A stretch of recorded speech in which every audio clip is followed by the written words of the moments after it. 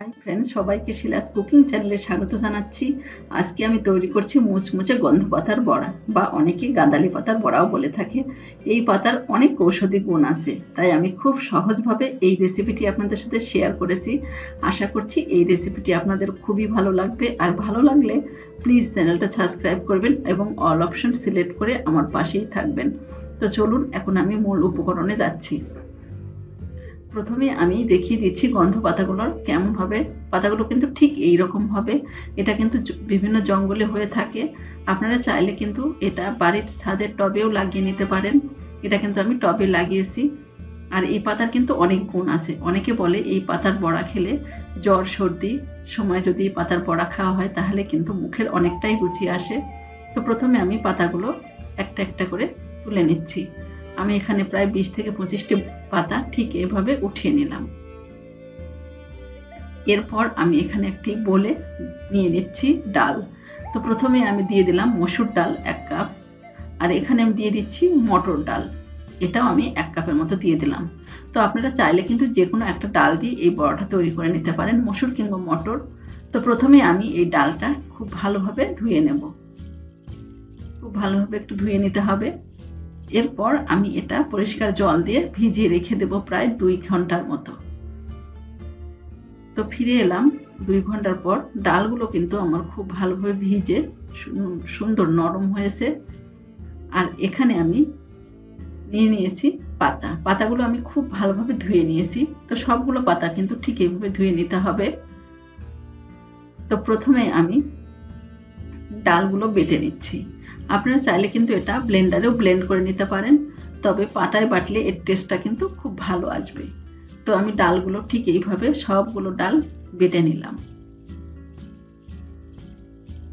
এরপর আমি পাতাটাও ঠিক এইভাবে বেটে নিচ্ছি, তবে পাতা বাটার সময় এখানে এক্সট্রা জল দেওয়ার প্রয়োজন নেই।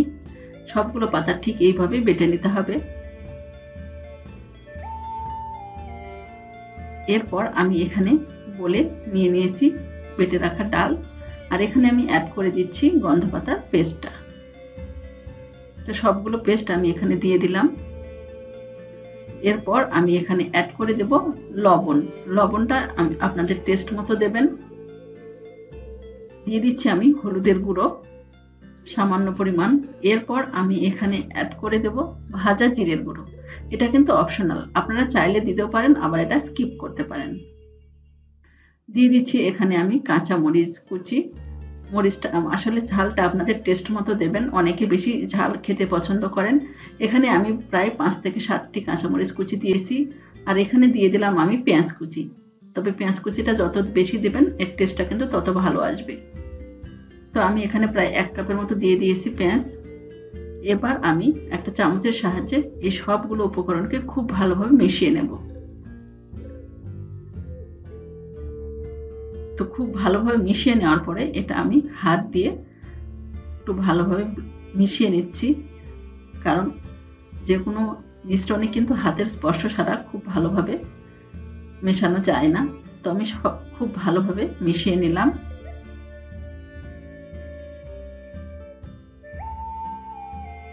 এরপর আমার কিন্তু মেশানো হয়ে গেছে। এরপর আমি এখানে অ্যাড করে দেব চাউলের গুঁড়ো। এতে করে বড়াগুলো খুব মুচমুচে হবে। আপনারা চাইলে কিন্তু কর্নফ্লাওয়ারও দিতে পারেন। তো আমি এখানে 2 চামচের মতো চাউলের গুঁড়ো দিলাম। চাউলের গুঁড়োটা দিয়েও আমি আবার খুব ভালোভাবে মিশিয়ে নিচ্ছি। এরপর আমি এখানে প্যানে কিছুটা তেল গরম করে নিয়েছি।